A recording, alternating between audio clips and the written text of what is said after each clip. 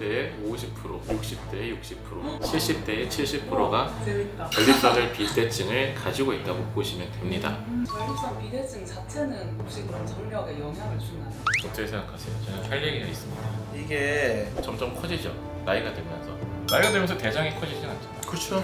나이가 들면서 식도가 커지진 않잖아. 큰일 나지 않을까요? 근데 전립선은 계속 커지거든. 안녕하세요. 저는 서울 리더스 비뇨약과 강남점 대표원장 정재현입니다. 안녕하세요. 서울 리더스 비뇨약과 목동점 대표원장 윤재현입니다. 남자 나이 들면 무조건 전립선 약 먹어야 돼?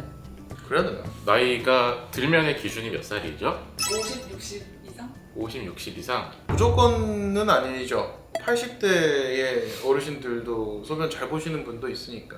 그 전에 우리는 알지만 네. 사람들이 모를 만한 기본 정보 하나 먼저 말씀을 드리면 50대에 50%, 60대에 60%, 70대에 70%가 재밌다. 전립선을 비대증을 가지고 있다고 보시면 됩니다.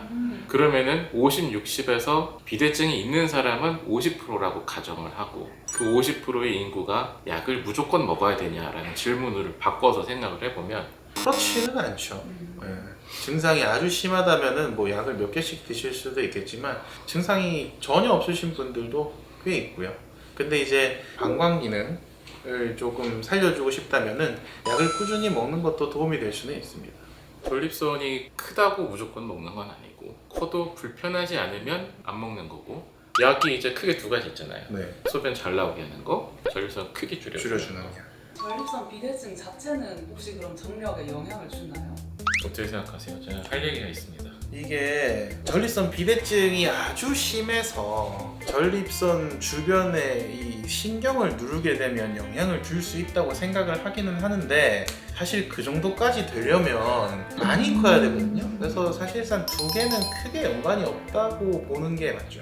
그래서 전립선 비대증 수술을 하면 발기부전이 생기지도 않고 더 좋아지지도 않거든요.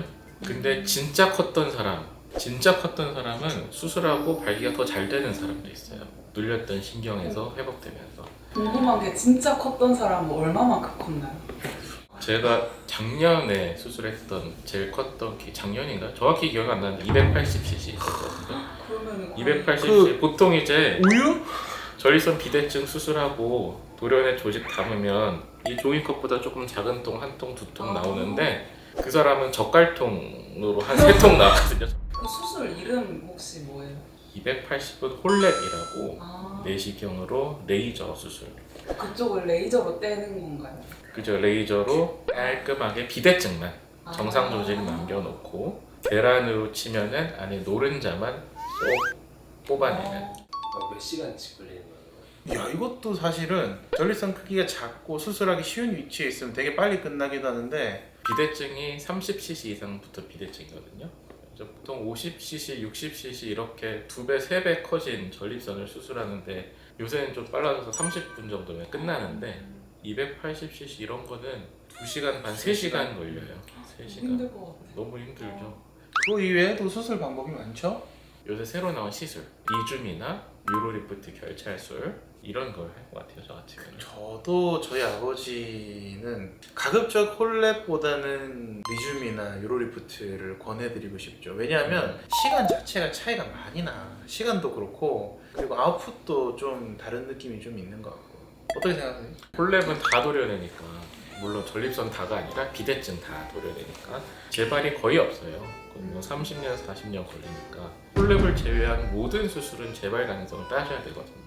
그럼 묶어서 여러 번 주는 유로리프트가 상대적으로 이제 재발 가능성을 좀 더 높게 봐야 되고, 리줌같이 수증기로 싹 축소시켜주는 간단한 시술이 유로리프트보다는 재발률이 좀 더 낮지만 그래도 아예 제로는 아니니까 그런 것들을 좀 고민을 좀 해서 결정해요. 근데 옛날부터 생각했던 게 결국은 그건 게 재발을 한다 해도 어차피 더 확률적인 거고 그렇다고 홀랩이 재발을 전혀 안 하냐 전혀 안 할 가능성도 있겠지만은 그래서 나는 무조건적으로 시술 같은 게 좋다고 생각을 해요 개인적으로. 그것도 그렇고 이제 패러다임이 약간 바뀔 것 같은 게 제가 아까 양대산맥의 약을 말씀드렸잖아요. 소변 잘 나오게 하는 약과 크기 줄여주는 약. 소변 잘 나오게 하는 약을 시술로 구현한 게 유로리프트 묶어서 열어주는 거. 크기 줄여주는 약을 시술로 구현한 게 리중. 수증기사 크기를 줄여주니까. 오. 얘네 두 가지 중에 하나를 선택을 해서 환자에 맞게 시술을 하는 건데 시술하고 재발 가능성이 떨어지겠지만 세월이 지나서 내가 만약에 50대 후반에 조금 빨리 치료가 필요해서 시술을 받았어. 근데 70대 중반에 재치료가 필요한 상황이 왔어. 나는 그러면 그때 가서 약을 먹겠다 이거지. 그 전립선 검사가 여러 가지라고 알고 있는데 뭐 초음파도 있고 PSA 그런 것도 있다고 하는데 그 검사별로 알 수 있는 게 뭐인지 궁금해요. 크게 소변 검사, 피 검사, 초음파 검사. 소변 검사는 종이컵에 받는 소변 검사 말고 요속기계라고 해서 소변의 세기를 측정해주고 잔뇨가 얼마나 남았는지 아랫배에 초음파 같은 걸로 대기만 하면 나오는 스캔. 그럼 기계에다 쏘는 건가요? 근데 이 기기가 진짜 신기한 게 내가 오줌을 누는 속도가 시간별로 나와서 잠깐 이거 짚어줘야 되는 게 네. 변기에다 쏘는 거예요. 아. 기계에다 쏘는 게 아니라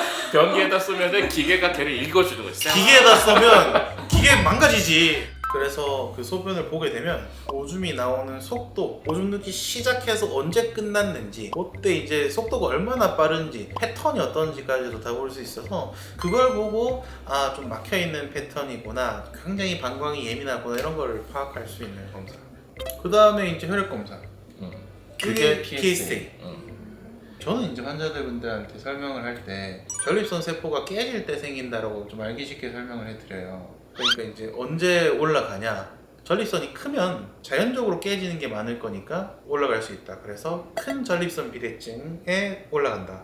두 번째는 전립선에 염증이 생기면 당연히 전립선 세포가 깨지니까 올라간다. 마지막으로 전립선 암인데 이때는 전립선 암이 자라려면은 많이 먹거든요, 피를. 지 주변 애들 것까지 다 뺏어 먹어서 주변 애들이 많이 죽어요. 그래서 올라간다. 이렇게 설명을 제가 많이 해요. PSA가 이제 전립선 특이 항원이죠. 어려운 말로. 그러니까 종양 표지자 검사의 일환으로 쓰는 거고. 근데 이제 다른 장기랑 다르게 암일 때만 올라가는 게 아니라 전립선이랑 장기의 특징이 점점 커지죠. 나이가 들면서. 나이가 들면서 대장이 커지진 않잖아. 그렇죠.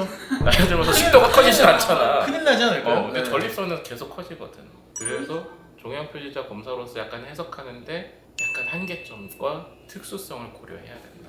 그러니까 PSA가 높다고 무조건 전립선 암이라고 막 생각을. 오, 절대 아니지. 네. 오히려 이제 저기 염증인 분들이 꽤 많고 정상 수치는 4 이하여야 되고 네. 보통 우리 나이 때면 1점대 뭐 이러는데 0점대도 많고 그죠? 네. 질문만, 소변을 자주 보면 무조건 전립선 문제인가요? 이거 되게 중요한 질문이에요. 진짜 이거는 핵심을 깨뜨리는 질문이네. 특히 야간에 자다가 소변 보러 깨신 경험 있지 않으세요? 임신했을 때. 근데 전립선 없으시잖아요. 맞아. 아. 근데 그 임신했을 때라는 게 굉장히 진짜 중요한 포인트인 게 여러 가지 상황에서 우리가 소변이 자주 마렵거든. 이 소변이라는 게 사실은 방광이 담고 있잖아. 근데 전립선이라는 방광 밑에 달려있는 건데 왜 얘 때문에 소변이 자주 마려운가가 생각이 될 수 있잖아. 우리가 전립선 비대증 때문에 소변이 마려운 거는 대부분 전립선 때문에 소변을 제대로 배출해내지 못해서 잔뇨가 남게 되는 경우, 혹은 이런 상황 때문에 전립선이 스트레스를 많이 받아서 좀 예민해지게 되는 경우. 결국에 문제는 방광이 예민해져 있거나 잔뇨가 남거나 이런 상황이 많아서 전립선 비대증 때문에 소변이 자주 마렵다는 거거든. 근데 그거 이외에도 방광에 자극을 주는 행동들이 많아. 사실상 제일 대표적인 게 커피. 커피를 많이 마시면 카페인이 이뇨작용을 함과 동시에 이 카페인 자체가 방광을 굉장히 많이 자극해요. 그래서 자기 전에 커피를 마시는데 맨날 소변이 마렵다 이러면 할 말이 없지 사실은. 근데 이 이뇨작용을 일반인들이 어떻게 받아들이냐에 대해서 항상 짚어줘야 되는 게, 원래 젊을 때는 항이뇨 호르몬이라는 게 나와요. 자고 있으면은 그 호르몬이 나와서 이뇨작용을 막아놔요. 오줌 누지 마라, 오줌 누지 마라. 신장에서 필터링 문을 닫아요, 이제 자고 있을 때는. 그러니까 방광에 소변이 안 내려오니까, 방광은 소변이 안 차니까 소변을 볼 일이 없는데, 나이가 들면서 이뇨작용에 대한 항이뇨 호르몬이 잘 안 나오면 자고 있는데 문이 열려 있어서 신장에서 소변이 내려오는 거지. 그러면은 아무리 건강한 방광 전립선을 갖고 있어도 방광이 차면 소변을 봐야죠. 그게 약간염의 제일 큰 원인입니다. 술을 마시면 아무래도 물이 들어가니까, 우리 다 술 마시고 소변 마렵잖아. 맞아. 그래서 술은 항상 이 소변을 밖으로 빼주는 역할을 하고, 또 술 먹으면 전립선이 부어요. 아, 그래서 오줌을 시원하게 못 넣으시는 분들이 많아요. 또 방광 수축 기능이 좀 약해져요. 그래서 남자들에서는 술 먹고 자주 마렵다 혹은 소변이 잘 안 나온다. 여자들은 잘 안 겪는데 전립선이 밑에 없으니까 출구가 크게 막힐 일이 없으니까 살찐 사람도 좀 더 자주 가지 않나요? 제가 느끼거든요. 있습니다. 맞아요. 진짜 오. 있어요. 배가 나오는. 네, 복압이 상승하거든요. 우와. 그리고 살찐 사람들이 요관이 또 좁아요. 아, 요관도 살이 찐 건가요? 주변에서 눌려서 그래요. 아, 아니 근데 전립선은 궁금해서 많이 보시고 계시잖아요. 집에서 고민할 게 아니라 궁금해서 우리 영상을 봤듯이 병원에 와서 상담을 하셔라. 아 이거 얘기를 한번 하고 하는 게 좋을 것 같아요. 그렇게 아픈 검사 안 한다. 한국 필수는 검사 안 안 한다.